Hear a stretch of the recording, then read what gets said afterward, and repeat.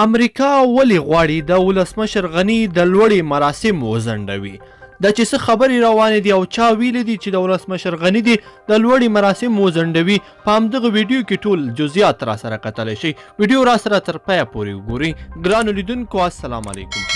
امریکا متحده ایالات له ولسمشر غني څخه غوښتنه کړې ده چې د لوړې مراسم دي وځنډوي. دوی ویلي دي دوی ځکه د لوړې مراسمو د ځنډ غوښتنه کوي چې د دوی لخوا پیل شوي د سولې پروسه تخریبوي.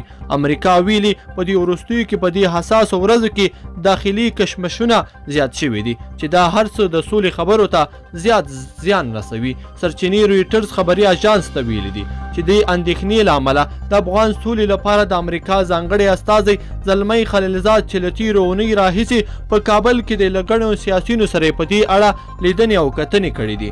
د سرچینې په خبره خلیلزاد هڅه کوي چې ولسمشر غني او عبدالله د لوړې مراسم وځنډوي.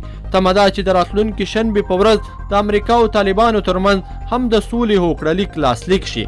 ټرمپ تېره ورځ هند ته د تللو مخکې ویلي و چې د سولې د هوکړې لاسلیک د تاوتریخوالي کمښت اونۍ پورې اړه لري او په خبرې که دې اونۍ اغېزه ډېره وه دی چمتو دی چې لاسلیک یې کړي.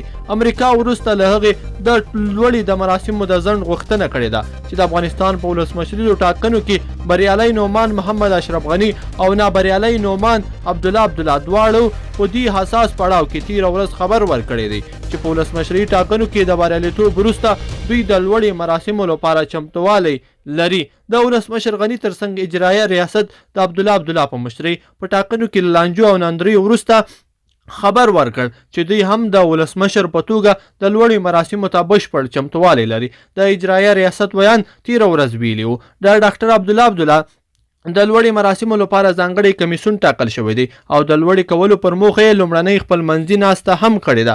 ګرانو لیدونکو په دې هیله چې دغه ویډیو به مو را سره تر پایه پورې کتلی وي. که مې ویډیو خوښه شوي نو در سره لایک یې کړئ او زموږ چینل هم سبسکرایب کړئ.